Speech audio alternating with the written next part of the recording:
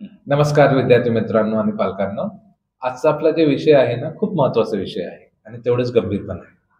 आताच नुकतं इयत्ता 10वीचं महाराष्ट्र बोर्डाने परीक्षेचं वेळापत्रक जाहीर केलेलं आहे आणि त्या वेळापत्रकानुसार सर आपल्याकडे खूप कमी दिवस उरलेले आहेत. हो, आणि बरोबर आहे. त्या दिवसात आपल्याला ह्या पाल्यांना कोणकोणत्या गोष्टीला भर द्यायचंय ते समजून घ्यायचंय. आणि ह्या गोष्टींवरच माझा सर पहिला मुद्दा असा असेल की उरलेत 75 दिवस आणि ह्या 75 दिवस म्हटले किंवा 70 दिवस म्हटले तर मुलांना थोडस ताण आलेलं आहे. त्याच्यावर काय म्हणणं आहे सर तुमचं? बरोबर आहे सर. आता परीक्षा वेळापत्रक जे जाहीर झालं त्याच्यानुसार आपला जो पेपर आहे, पहिला पेपर तो 20 फेब्रुवारीला आहे. हा. आणि आजपासून जर आपण कॅल्क्युलेट केलं तर साधारणतः एक 70 ते 75च्या रेंजमध्ये आपल्याकडे दिवस शिल्लक आहे 10वीच्या विद्यार्थ्यांसाठी. आता या ठिकाणी काय असतं सर माहिती आहे का, की ज्यावेळेस आपण रॅन्डमली स्टडी करत असतो तो एक वेगळा पार्ट आहे. कारण त्या विद्यार्थ्यावरती कसल्याही प्रकारचा दबाव नाही, प्रेशर नाही. तो आपला रॅन्डमली, त्याला वाटलं आज मी 2 तास अभ्यास करेन किंवा आज मी 1 तास करेन किंवा आज मला खूप आळस आलेला आहे, कंटाळा आलेला आहे आणि मग आज मला करायचं नाही किंवा काहीतरी कार्यक्रम आहे आणि मग याच्यामध्ये तो अभ्यास सोडून पण देत असतो की आज 2 दिवस नाही झाले, आज खूप बोर होत आहे, अशातला प्रकार असतो. पण प्रॉब्लेम कधी येतो सर माहिती आहे का, ज्यावेळेस परीक्षेच्या तारखा जाहीर होतात, वेळापत्रक जाहीर होतं, त्यावेळेस पोरांवरती एक प्रेशर यायला सुरुवात होते आणि सर्वांचाच अंडर प्रेशर परफॉर्मन्स हा चांगला नसतो. नक्कीच. हा, मग याच्यामध्ये लॉस काय होतो की हुशार जे विद्यार्थी आहेत त्यांचा पण स्कोअर या कालावधीमध्ये कमी होतो आणि काही जणांचं ज्यांचं अंडर प्रेशर परफॉर्मन्स खूप चांगलं असतं, ज्यांच्या अगोदर कमी जरी असले मार्क तर त्यांचा पण स्कोअर वाढतो या ठिकाणी. हे दोन्ही कंडिशन्स या ठिकाणी आहेत. बरोबर. मग आता याच्यावरती आपल्याकडे जे हुशार विद्यार्थी आहेत किंवा ज्यांचा कंटिन्युअसली अभ्यास चालू आहे, अबोव ॲव्हरेज आहेत किंवा ॲव्हरेज आहेत, अशा विद्यार्थ्यांसाठी आपल्याला एक वेगळी ॲडवाइस द्यावी लागेल. आणि ज्या विद्यार्थ्यांचा स्कोअर बिलो ॲव्हरेज आहे किंवा ज्यांनी आणखी स्टार्ट केलेलं नाही, ज्यांचा एक कॅज्युअल अप्रोच थोडासा आपल्याला विद्यार्थ्यांमध्ये पण पाहायला भेटतो, तर त्याच्यासाठी आपल्याला एक वेगळ्या स्ट्रॅटेजीने जावं लागेल, जेणेकरून त्यांना पण खूप चांगल्या पद्धतीचा स्कोअर तिथं मिळवता आला पाहिजे, असं आहे. तर आता पहिला कोणाचा मुद्दा घ्यायचा? पहिल्यांदा तर सर आहेत जे अभ्यास करते. कारण की त्यांचं काय आहे सर, तुम्ही जर बोलताना किंवा ऐकलं असतात की जे अभ्यास करतात ना त्यांना जास्त ताण आलेले आहे. का की त्यांनी ते सिलेबस थ्रू गेलेले आहेत आणि त्यांना असं वाटतं की सर वर्षभर करून आमचं आता कुठेतरी 90-80% संपलेलं आहे आणि उरले तेवढेसे 2 महिने 3 महिने, त्याच्यात अजून वापस पूर्ण 10वी संपवायची. येस, हा सगळ्यात महत्वाचा मुद्दा आलेला आहे. मग पहिल्यांदा आपण त्यांची काळजी घ्यायला हवी. ओके ओके, मग त्यांच्याविषयी सांगा की बाबा जे अभ्यास करतात त्यांनी कसं हँडल करायला पाहिजे. आता याच्यामध्ये काय आहे, आता सध्याची जर आपण परिस्थिती जर पाहिली सर, तर मोस्ट ऑफ द स्कूल्सचा जो सिलेबस आहे तो अप टू द कम्प्लिशन आहे. म्हणजे 80%, 90% या रेंजमध्ये आहेत. काही स्कूल संपवल्याला पण आणि उरलेल्या शाळांचं पण बहुतेक 10 ते 15 दिवस 10 ते 15 दिवसात संपला असं पण कन्सिडर करू शकतो. संपला असं जरी आपण कन्सिडर केलं तर ते योग्यच राहील. तर आता याच्यामध्ये काय आहे की ज्यावेळेस सिलेबस संपतो त्यावेळेस विद्यार्थ्यांनी, हे जे हुशार विद्यार्थी आहेत, या विद्यार्थ्यांनी आपला रिव्हिजनचा टाइम टेबल ऍडजस्ट केला पाहिजे. बरोबर. कारण आपल्याला पूर्ण सिलेबस येणार आणि आपण कोणताही टॉपिक मिस करू शकत नाही जर आपल्याला आउट ऑफ मार्क घ्यायचे असतील. 100 पैकी 100% ज्या विद्यार्थ्याला मिळतात, जे 100 पैकी 100 मार्क घेतात, ते एकही टॉपिक मिस करत नाही. कारण एक जरी टॉपिक मिस केला तर त्या ठिकाणी 100% मिळण्याचे चान्सेस कसलेच उरत नाही. आणि माझं तेच मार्क घेण्यासाठी 100% चुकलं समजायचं, 100% आपल्याला खरं उतरावंच लागेल. त्या ठिकाणी आपल्याला 100% प्रयत्न करावेच लागतील, नाहीतर काही नाही होणार. मग अशा विद्यार्थ्यांना मी सांगेन की आपला जो कॉन्स्टंटली जे आपण अभ्यास करतो त्यांचा जो काही टाइम टेबल असेल, ज्याच्यामध्ये ते डेलीचे 2 तास किंवा 4 तास, याच्या पलीकडे तर विद्यार्थ्यांना टाइम भेटत नाही. कारण सध्याचं स्कूलचं शेड्यूल, त्याच्यानंतर ट्युशन्स क्लासेस आहेत. ओके, त्यातलं त्यात आता नवीन कल्चर स्पोर्ट्स आहे, गेम्स आहे, मग त्याच्यातून 2 ते 3 तास भेटणं पण अवघड आहे. तरी साहजिक आपण काय कन्सिडर करू शकतो, सगळ्यांना 3 तास तर भेटत आहेत. हो, तर 2 ते 3 तास त्यांना भेटत असतात. तर आता ह्या 2 ते 3 तासाचं जर आपण जर नियोजन पाहिलं तर यामध्ये काय आहे, त्यांनी हा जो काय टाइम पिरियड आहे, हा टाइम पिरियड कन्सिस्टंटली ठेवलाच पाहिजे. कारण consistency is the key to the success. नियमितता असलीच पाहिजे. मग आता इथून पुढे काही जरी झालं तर हा जो 2 ते 3 तासाचा टायमिंग आहे ना सर, तर तो काय झाला पाहिजे विद्यार्थी मित्रांनो, तो कंटिन्युअस राहिला पाहिजे. त्याच्यामध्ये कसल्याही प्रकारचं डिस्टर्बन्स नाही आलं पाहिजे, ऑब्स्टॅकल नाही आला पाहिजे. कारण हे जर तुम्ही केलात तर तुमचा 101% पूर्ण रिव्हिजन व्यवस्थितपणे येणाऱ्या 70 ते 75 दिवसामध्ये कंप्लीट होतं. त्यामुळे कन्सिस्टंटली आपण अभ्यास करतच राहिलं पाहिजे. ओके, त्याच्यानंतर दुसरा मुद्दा आहे सर, की आता आपला एक वेळा सिलेबस शिकवून झालेला आहे. शिकवून झालाय, जे काही कन्सेप्ट आहेत ते आपण स्टडी केलेले आहेत. आता according to the board point of व्ह्यूने जर आपण पाहायचं म्हणलं तर फक्त आणि फक्त कन्सेप्ट गेन करून किंवा त्याबद्दलचं नॉलेज गेन करून आपल्याला मार्क्स मिळणार नाही. आता मॅथ सारखा विषय आहे, तुम्हाला एखादा थेरम कसा आहे तो समजला, फक्त थेरम समजून आपल्याला त्याचे मार्क मिळतात का सर? नाही मिळणार. मग आपल्याला काय पाहिजे? लिहावं लागतं. आपल्याला त्याची प्रॅक्टिसच करावी लागते. विदाऊट प्रॅक्टिस मार्क नाही मिळणार. तर माझं हुशार विद्यार्थ्यांना तेच सांगणं आहे, ओव्हर कॉन्फिडन्स मध्ये जायचं नाही बाळांनो. आणि आपल्याला जो सोप्यातला सोपा जरी पार्ट असेल तर त्याची पण आपल्याला प्रॅक्टिस झाली पाहिजे. बरोबर आहे सर. ह्याच्यावरून असं आठवतंय की खूपदा असं झालंय, सोप्या पार्टचं मुलं काय म्हणतात की येते म्हणून सोडून येतात आणि एक्झाम मध्ये असं सांगतात, सर पहिली स्टेप सांगायला तर किंवा सतत पहिला शब्द सांगा, आम्हाला सगळे आठवते. आणि हा ओव्हर कॉन्फिडन्स मुळेच काय होतं, 100 पैकी जे 100 मार्क आपण एक्सपेक्टेड करत होतो ते थोडे थोडे थोडे कमी व्हायला सुरुवात होतं. येस, हा प्रकार बरेच विद्यार्थी, ह्याच्यासाठी तुम्हाला सराव करणं गरजेचं आहे. ते म्हणतात ना sir, practice makes the man perfect, sir womens also. Yes, तर प्रॅक्टिस करणं खूप गरजेचं आहे आणि ते कंटिन्युअसली राहिलंच पाहिजे. त्याच्यानंतर आता इथे हुशार विद्यार्थ्यांच्या बाबतीत जो एक आणखी प्रश्न येतो तो म्हणजे हेल्थ रिलेटेड येतो सर. बरोबर आहे सर. त्याच्यावरूनच आपलं डिस्कशन झालं की असे काही विद्यार्थी आहेत की अभ्यास करताना त्यांना 24 तास पण कळत नाही, ना त्यांचं जेवण प्रॉपर आहे ना झोपणं प्रॉपर आहे. मग याच्यावर तुम्ही काय सांगताल की न झोपता 24 तास जर युटिलाइज केलं तर 100 पैकी 100 येऊ शकतात का? नाही येणार सर. तुम्ही 24 तास जरी अभ्यास केला आणि तुम्ही परीक्षेला जर गेलात तर मला डाऊट आहे की तुम्ही परीक्षेपर्यंत जाल का नाही. कारण अभ्यास करायचा आपल्याला, अभ्यास करा, पण त्याच्यामध्ये सगळ्या गोष्टी करा. आपण ह्युमन बॉडी आहोत, ह्युमन बॉडी आपली, आपण मशीन नाहीत सर. मशीन 24 तास काम करू शकते, ह्युमन बॉडी 24 तास काम करू शकत नाही. आपल्या ब्रेनला आरामाची पण गरज असते. आपल्या ब्रेनला जे काय विटॅमिन्स मिनरल्स जे पाहिजेत ते पण गरजेचे आहेत आणि ते आपल्याला जेवणातून मिळतात. त्याच्यामुळे माझं विद्यार्थी मित्रांना हेच सांगणं असेल की आपण एकदम पौष्टिक आहार घेतला पाहिजे, ज्यामध्ये प्रोटीन्स, विटॅमिन्स, मिनरल्स हे सर्व त्याच्यामध्ये इन्क्लुडेड असले पाहिजेत. त्यासोबत जे जंक फूड वगैरे आहेत ते आपण खाणं टाळलं पाहिजे, जे स्पायसी आहेत किंवा ऑइली आहेत, ज्याच्यामुळे आपल्याला ऍसिडिटीचा वगैरे त्रास होतो. कारण आपण जागरण करणार आहोत बाळांनो, मग जागरण करत असताना आपली ऍसिडिटी तर वाढणारच आहे.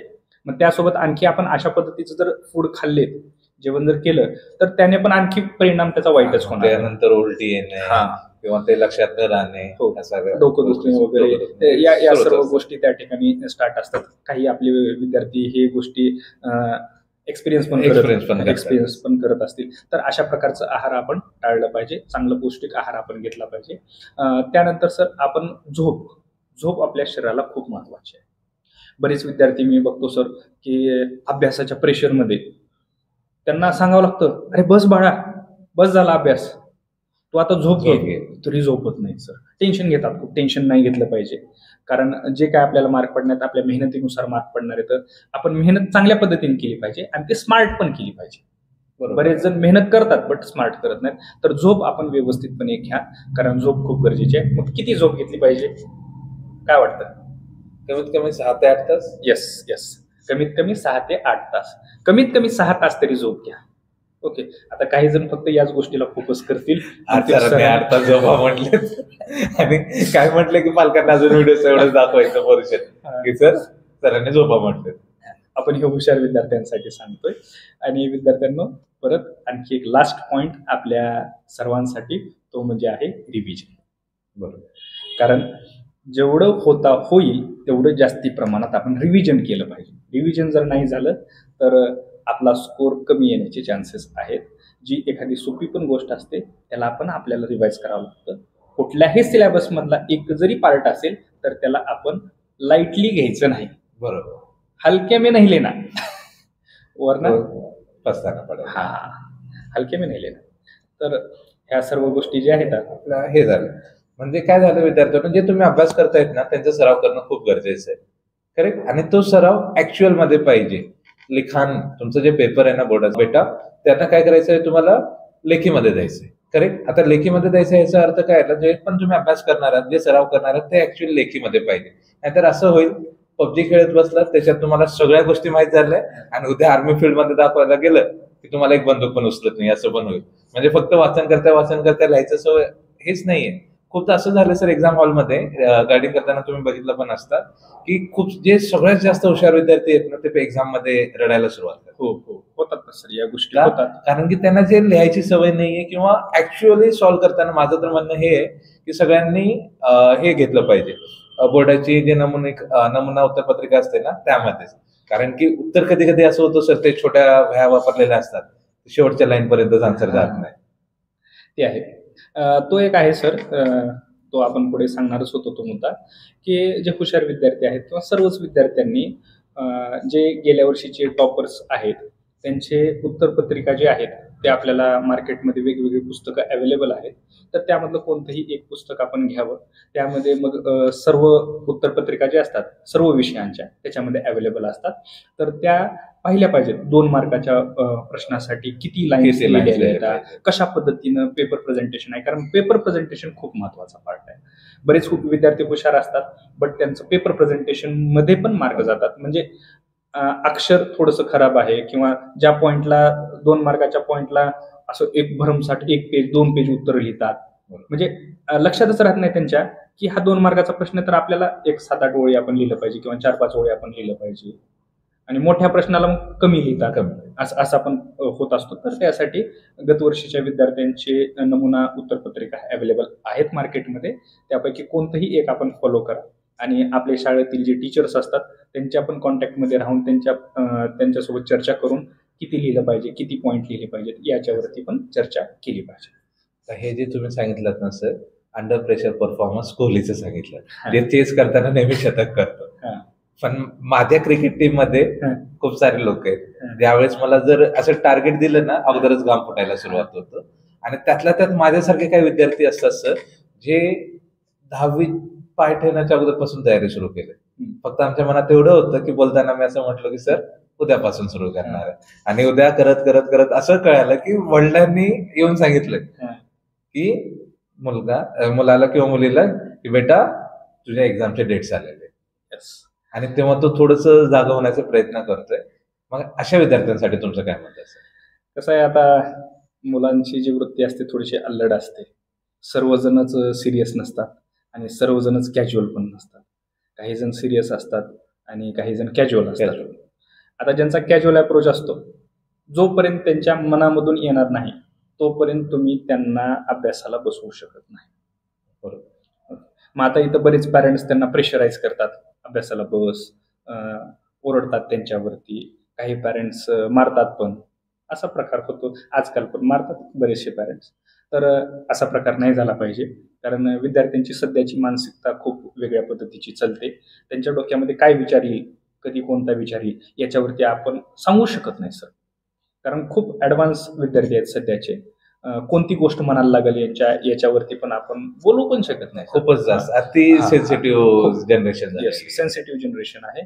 तर अशा प्रकारच्या विद्यार्थ्यांना आपण काय केलं पाहिजे की उद्या स्टार्ट करायचंय, उद्यापासून आपल्याला तयारी करायची आहे.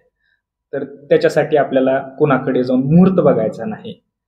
आता या वेळेपासून आपण तयारीला लागा. आजचाच मुहूर्त एकदम शुभ मुहूर्त आहे. फक्त तयारीला लागा. पहिली गोष्टच ती आहे, तयारीला लागा. आज तयारीला लागला. 70-75 दिवस आहेत आपल्याकडे. आपण पूर्ण सिलेबस जो आहे सर तो रिवाइज करू शकतो आणि खूप चांगल्या पद्धतीचा स्कोर करू शकतो. बरोबर. म्हणजे अजून उशीर झालेला नाहीये आपल्याला. आता अजून गरज तेच आहे की उद्या नाही, कल करे सो आज कर, आज करे सो अब. और अब मतलब ये वीडियो सेशन खत्म होते ही आपको कहीं से ना कहीं से स्टार्ट करना. यस, स्टार्ट करो. Because a good start is half done. तुम्ही सुरुवात केलात म्हणजे अर्ध काम तुमचं झालेलं आहे, अर्ध जंग जिंकला. यस. तर तुम्ही सुरुवात करा आणि सुरुवात केल्यानंतर दुसरी गोष्ट जी महत्वाची आहे जी की आपण हुशार विद्यार्थ्यांना पण सांगितली ती म्हणजे कन्सिस्टन्सी. नियमितता असल्याशिवाय काही होणार नाही. एका थेंबाने तळ साचतं का? हो साचतं, पण कधी साचतं? 10 वर्षाला एक थेंब पडला तर साचेल का सर? कंटिन्युअस पडणं गरजेचं आहे. त्या पाण्याच्या एका थेंबामध्ये इतकी ताकद आहे की पाषाणाला पण तो चिरू शकतो. कधी चिरू शकतो? जर तो कंटिन्युअसली पडत असेल, नाहीतर नाही. त्याच्यामुळे विद्यार्थी मित्रांनो, कन्सिस्टन्सी खूप महत्वाची आहे आणि आपण हे पाळलीच पाहिजे. त्यानंतर आता बरेच विद्यार्थ्यांचा काय होतं सर, की अगोदरचा कॅज्युअल अप्रोच असल्यामुळे ॲटो फोकस त्यांचं काय होतं माहित आहे का? मी आता इंग्लिशचं घेणार, मला इंग्लिश आवडतं, मी इंग्लिशचं घेणार, इंग्लिशचा अभ्यास करायला जाणार, मग त्याच्यामध्ये ग्रामरचा पार्ट आला की मला समजणार नाही. मग मी काय म्हणणार, अरे नाही, मग मला कोणतरी सांगतं की अरे गणिताचा अवघड पार्ट असतो, गणित खूप महत्वाचं आहे, गणिताचा अभ्यास कर, मी गणिताचं घेणार. गणिताचे मला पाढे पण येत नाहीत सर, मग आता कसं करणार मी अभ्यास करायचा प्रयत्न करणार, पण मला काय करणार का नाही, मग मी सायन्सकडे जाणार. मग सायन्समध्ये पण तोच प्रॉब्लेम येणार की बाबा मी science and technology first part घेणार, फिजिक्स अँड केमिस्ट्री त्याच्यामध्ये परत प्रॉब्लेम्स, करंट कुठून कुठे चाललंय कसं कळायलंय, आम्हाला हात लावल्यानंतर कळतं, झटके बसतात तेव्हा कळतं. पण आता इथे कसं सांगायचं?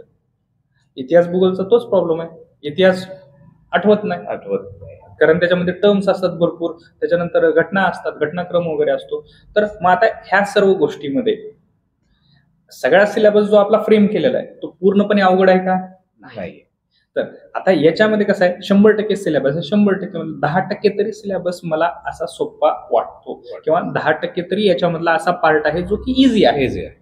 तर माझं अशा प्रकारच्या विद्यार्थ्यांना हेच सांगणं आहे की आपण इझी टॉपिककडे पहिल्यांदा फोकस करावं आणि आपली अभ्यास करण्याची सिटिंग कॅपॅसिटी हे वाढवावी.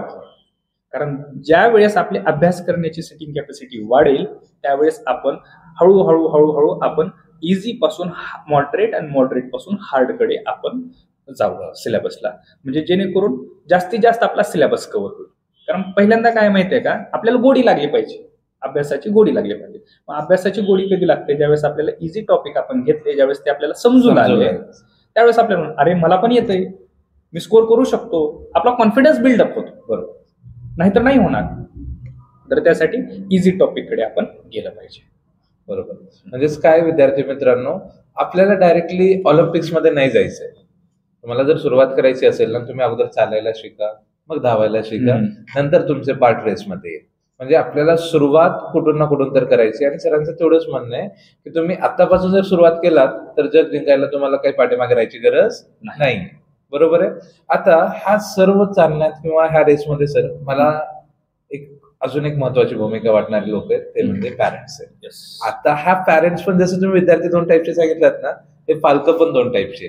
एक माझा पालक असा होता की जे लहान मुलाला चालायला येत नव्हतं त्यावेळेस त्याने हात धरून चालायला शिकवलं, आणि तो जेवढ्या वेळेस पडला ना तेवढ्या वेळेस प्रेमाने उठवलेलं. आणि आता ज्यावेळेस त्याच मुलाचं वय झालेलं आहे ना, आणि तो मुलगा ज्यावेळेस पळायला लागलाय, चलत नव्हता त्यावेळेस प्रेम होता, आता पळतोय. पण पळताना काय होतंय की ग्राउंडवर 2 मुलं दिसतात, एक 100 मीटरची रेसवरची तयारी करतोय आणि एक मॅरेथॉनची चालतोय. दोन्ही रेस जिंकणार आहेत, पण दोघांची स्पीड वेगवेगळी आहे. मग त्या दोघांना पण कंपॅरिझन करतात. मग पहिल्यांदा आपण म्हणू की जे ओव्हर सेन्सिटिव्ह पॅरेंट्स आहेत त्यांच्याविषयी काय असेल? आता पॅरेंट्स बद्दल मी जे एक्सपिरियन्स केलेले आहेत किंवा ज्या काही गोष्टी मी केसेस हँडल केले त्याच्यामध्ये मी एकच सांगू इच्छितो की पॅरेंट्सनी सर्वप्रथम तरी कंपॅरिझन नाही केलं पाहिजे. कारण सध्याच्या मुलांचं मी बघतो सर की मुलांना चीड कधी निर्माण होते किंवा इरिटेट कधी होतं, ते एक ट्रिगर आहे. तो ट्रिगर म्हणजे काय? कंपॅरिझन. बघ त्याने किती मार्क घेतले. तुम्ही हा शब्द फक्त टाका, तुझ्या वर्गातला विद्यार्थी आहे, तुझाच मित्र आहे, बघ त्याने किती मार्क घेतले. हायपर होतो, हायपर लगेच फेशियल एक्सप्रेशन लगेच चेंज होतात.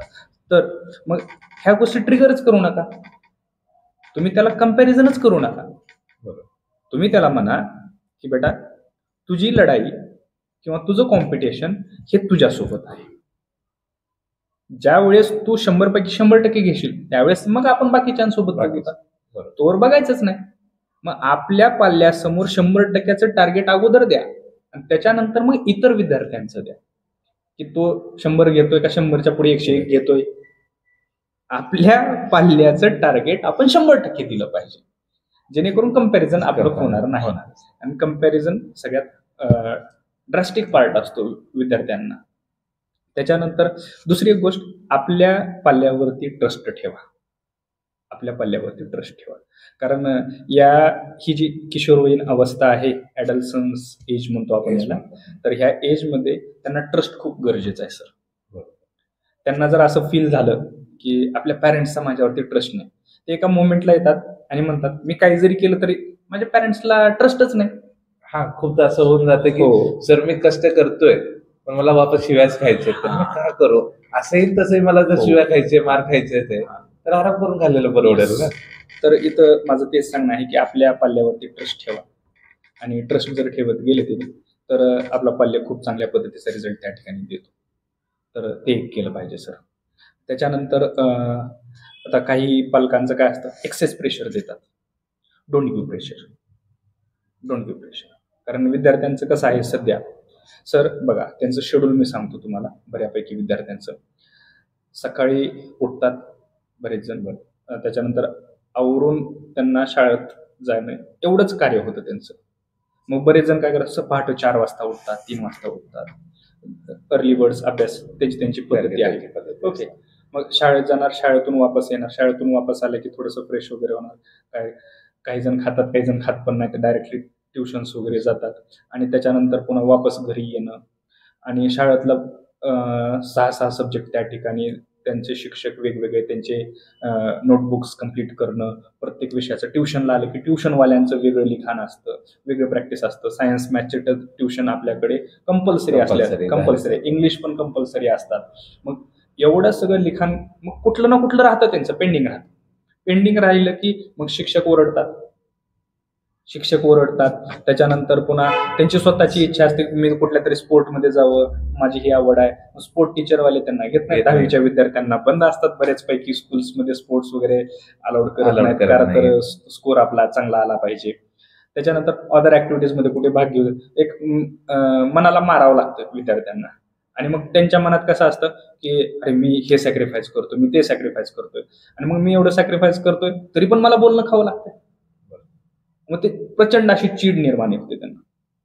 आणि म्हणून मग एक्सेस प्रेशर दिलं की ते परत आणखी काय होतात, ते दबले जातात.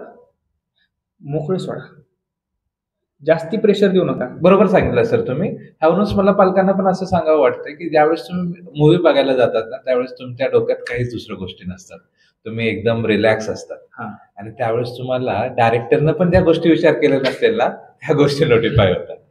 बरोबर आहे. आणि ज्यावेळेस तुम्हाला एकदम टेन्शन दिलं जातं ना, की म्हणजे आता समजा तुम्हाला शाळेत जायचं आणि उशीर झाला, त्यावेळेस प्रेशर आलेलं असतं, कोणतरी रागवणार, आणि त्या घाईगडबडीत तुम्ही कधी वॉलेट विसरता, कधी जॅकेट विसरता, तर कधी पेन विसरून जातं. म्हणजे टेन्शन आलं की थोडंसं गोंधळ सुरू होतं. म्हणजे विद्यार्थी मित्रांनो, तुम्हाला तणाव बिलकुल घ्यायचं नाही आणि पालकांना तुम्ही पण द्यायचं नाही. बरोबर आहे. पण ह्या सगळ्या गोष्टी करताना पालकांना एक खूप मोठी जिम्मेदारी वाटते सर, स्पेशली आई बाबांना, की सगळ्या जगाचं टेन्शन त्यांनाच असतं. ज्यावेळेस विद्यार्थी अभ्यास करत बसलाच ना, त्यांना न्यूज लावणार, आणि पालकांचा किंवा बाबांचा विशेषतः जे आवाज असतो ना, त्यांना असं वाटतं की बाजूच्या 10 घरांचं पण आपण भलं करावं, ते आवाज ते 10 घरापर्यंत पोहोचवतात. आणि ज्यावेळेस बाबा नसतात ते आई जिम्मेदारी आई घेते, काही ना काही वाहिन्या बघायचं असतात त्यांना. मग ह्या दोघांना तुम्ही काय सांगायचं? तर आता मी त्यांना एकच सांगेन की ज्यावेळेस आपला पाल्य अभ्यास करत असतो तर त्यावेळेस पालकांनी मोबाईल टाळावा. त्यानंतर टीव्ही जी आहे, टीव्ही पण आपली बंदच असते. साधारणतः आपण बघतच असतो की 10वीच्या वर्गामध्ये ज्यावेळेस आपला पाल्य जातो, बरेचसे पॅरेंट्स टीव्ही वगैरे बंद करतात, पण तरी पण आपण कसल्याही प्रकारचं टीव्ही जे आहे, टीव्ही आपण चालू ठेवा किंवा आपण बघा, बट ज्यावेळेस आपला पाल्य अभ्यास करत असेल त्यावेळेस ती पूर्णपणे बंद असली पाहिजे. त्यानंतर जे मोबाईल आहेत, तर पाल्य आपला ज्यावेळेस अभ्यास करतोय, तो कुठेतरी दुसऱ्या रूम मध्ये अभ्यास करतोय आणि आपण इकडे मोबाईलवरती आपण बघत बसतोय, तर त्याची अवस्था कशी असते माहिती आहे का? कोणीतरी एक काहीतरी आपल्या आवडीचा पदार्थ तिकडे पलीकडे खातोय आणि आपण त्याच्याकडे बघतोय, काय अवस्था होईल? सेम त्या पद्धतीची म्हणजे ते स्वतःची थाळी सोडून बाकीच्या त्यात काय आहे त्याच्यातच जास्त म्हणणं. तर ते असं बेचैन होतात ते. म्हणून त्यासाठी पालकांना पण माझी विनंती आहे की आपण ज्यावेळेस आपले पाल्य अभ्यास करत असतील मोबाईल आपण टाळावा. कारण कसं असतं सर माहित आहे का, विद्यार्थी म्हणा, लहान बाळ म्हणा किंवा आपले जे मुलं बाळ आहेत हे सर्वजण काय करत असतात माहिती आहे ना, त्यांना आपण जेवढं शिकवतो ना सगळ्या गोष्टी फॉलो करतील का? फॉलो करणार नाही. किंवा शिकतील का? शिकणार नाहीत सर. बट आपण ज्या गोष्टी करतो त्या गोष्टी ते 100% अनुक्रमण करतात. बरोबर आहे. तर त्यासाठी मग आपण जर मोबाईल बघत बसलो तर आपली मुलं काय करणार? मोबाईलच बघणार. आपण जर व्यायाम करत बसलो, आपण सकाळी लवकर उठून जर व्यायाम करत असेल तर आपली मुलं सकाळी उठून व्यायाम करतील, त्यांना सांगायची गरज पडणार नाही. किंवा आपण जर पुस्तक वाचत बसलो तर ते पुस्तक वाचत असतील. मग आपण मोबाईल घेतला तर ते आपण मोबाईल. तर इथे माझं पालकांना एकच विनंती आहे, आपण मोबाईल टाळावा. आता मग बरेचसे पॅरेंट म्हणतील की मग आमचा टाइमपास कसा व्हावा किंवा आमची कामं कशी व्हावी. बरेच जण कामं पण करत असतात, असं नाही की मोबाईलवर सर्वजणच टाइमपास करतात. तर कामं कसे व्हावे, तर पाल्यांच्या समोर वापरू नका, दूर आपण वापरू शकता. आपले अर्जंट काम असतील आणि जर तसं काही नसेल, मोबाईलवरती जर कामं नसतील आपले, तर आपण आपला जो काही व्यवसाय आहे, जे काही प्रोफेशन आहे, जॉब असेल, त्याच्याशी रिलेटेड जे काही बुक्स वगैरे असतील ते आपण परचेस करून आपण ते वाचन करू शकतो. म्हणजे आपण जर त्याच्यासमोर कोणतंही आपलं आवडीचं पुस्तक जरी आपण वाचत बसलं, लिटरेचरचे बऱ्याचशा कादंबऱ्या वगैरे असतात ते आपण वाचू शकता आपण. तर ते जर आपण वाचत बसलं तर आपले जे पाल्य आहेत त्यांना बसावंच लागतं.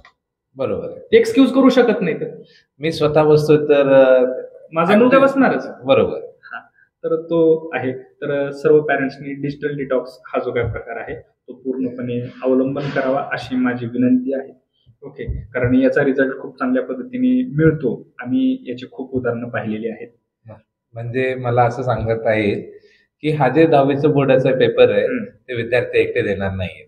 मग त्यांच्या पाठीमागे किंवा त्यांच्या सोबतच आपल्याला आई वडिलांना पण तेवढीच मेहनत करावी लागेल. हे मोबाईलचा त्याग असेल किंवा अभ्यासासोबतच. येस. कारण कसं आहे सर, एखादी मूवी हिट होते, ती मूवी हिट होते तर त्याच्यातला जो परफॉर्मर असतो तो ऍक्टर दिसतो आपल्याला. बट ती मेहनत फक्त त्या ऍक्टरची नसते, त्याच्या मागे काम करणारा डायरेक्टर असतो. कारण त्या ऍक्टरला वळवलेलं कोण आहे? तर डायरेक्टर असतात, बाकीचे दुसरे मेंबर्स असतात, ते सर्वजण त्याला सपोर्ट करतात आणि म्हणून तो मूवी हिट होतो किंवा तिथं परफॉर्मन्स खूप बेस्ट त्याचं दिलं जात असतं. तर इथे पण तसंच आहे. आपला परफॉर्मर हा विद्यार्थी आहे. मग याच्यासाठी टीचर्स मेहनत घेत असतात, शाळा मेहनत घेत असते, आपले पॅरेंट्स मेहनत घेत असतात, आपले बहीण भाऊ जे कोणी घरातले मेंबर्स आहेत सर्वजण सॅक्रिफाईस करतात. तर आपल्या विद्यार्थ्यांनी हे सर्वांचं सॅक्रिफाईस लक्षात घेऊन जोरात तयारीला लागलं पाहिजे आणि जास्तीत जास्त अभ्यास करून आपला रिझल्ट हा बॅनरवरतीच लावला पाहिजे. बरोबर आहे. करेक्ट विद्यार्थी मित्रांनो. म्हणजे आजच्या पूर्ण व्हिडिओचा आपण सार असं म्हणता येईल की हा जे एक्झाम आहे हा तुमचा ध्येय आहे. करेक्ट आहे. म्हणजे तोपर्यंत तुम्हाला काही डिस्ट्रॅक्शन्स नको आहे. मस्त अभ्यास करा. आई वडिलांचा सपोर्ट पूर्ण असेल तुम्हाला. करेक्ट. आई वडिलांना पण एवढं सांगायचं इच्छितो सर की ज्यावेळेस जसं तुम्ही लहान मुलांना सांभाळत ना तसंच तुम्ही सध्याला सांभाळा. तुम्हाला अपेक्षा असेल ना त्याच्यापेक्षा 10 पट रिझल्ट मुलं चांगलं देते. आणि मुलांना एवढं सांगायला इच्छितोय की आपली जे रेस आहे ते संपलेली नाहीये, शर्यत अजून संपलेली नाहीये. तुम्हाला फक्त आणि फक्त कष्ट करत राहायचे. आणि ही T20ची जनरेशन आहे सर. यांना नक्कीच माहिती आहे की शेवटच्या बॉलचं काय महत्व आहे. आणि हा जे आपला फेज आहे ना, शेवटची ओव्हर सांगा किंवा शेवटचे बॉल चालत आहे ना, ह्याच्यात आपण वर्ल्ड कप जिंकून आलेले आहेत. तर आपल्याला आपलं वर्ल्ड कप जिंकूनच आणायचं आहे आणि त्याचा जल्लोष तुम्ही आपल्यासोबत करणार. करेक्ट. चालेल. तर हा सगळं जल्लोष वगैरे सगळं सांगितलं मी, पण मला एवढं सांगता अजून डोक्यात काहीतरी खटकलं. बोला सर. ते म्हणजे आपण एवढं सांगितलं ते खरंय, पण वापस उरलेत माझ्याकडे 75 दिवस आणि माझ्या डोक्यापेक्षा जास्त असणारे माझ्यासमोर दिसते पुस्तक. मग ह्या 75 दिवसात काय आराखडा असला पाहिजे त्याबद्दल सांगा. यासाठी आपण एक विशेष प्रयोजन केलेलं आहे सर की इंग्रजी विषय असेल, विज्ञान, गणित या विषयातील जे काही तज्ज्ञ मार्गदर्शक आहेत तर यांच्यासोबत आपण ही व्हिडिओ सिरीज आपण तयार करणार आहोत. त्यामध्ये आपले जे प्रत्येक मार्गदर्शक असतील, हे पेपर पॅटर्न कसा असेल, प्रत्येक टॉपिक वाईज वेटेज कशा पद्धतीने असेल, मग त्या प्रत्येक विषयाची तयारी कशा पद्धतीने केली पाहिजे, मग त्यानंतर जे काय गुणवंत विद्यार्थी आहेत गतवर्षीचे, यांची उत्तरपत्रिका कशा पद्धतीने त्यांनी सॉल्व्ह केलेली आहे, किती मार्कासाठी किती पॉईंट वगैरे लिहिले पाहिजे, याचं एक सखोल मार्गदर्शन आपले येणाऱ्या पुढच्या व्हिडिओजमध्ये येणार आहे.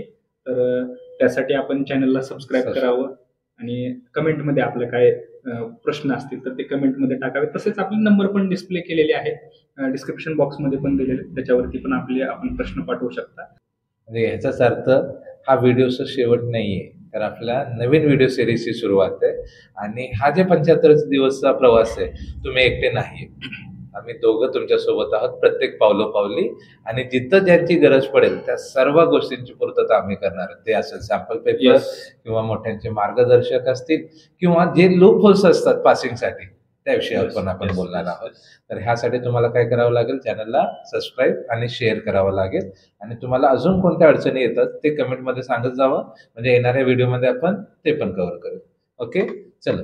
तर येणाऱ्या एक्झामसाठी तुम्हाला सगळ्यांना हार्दिक शुभेच्छा. धन्यवाद.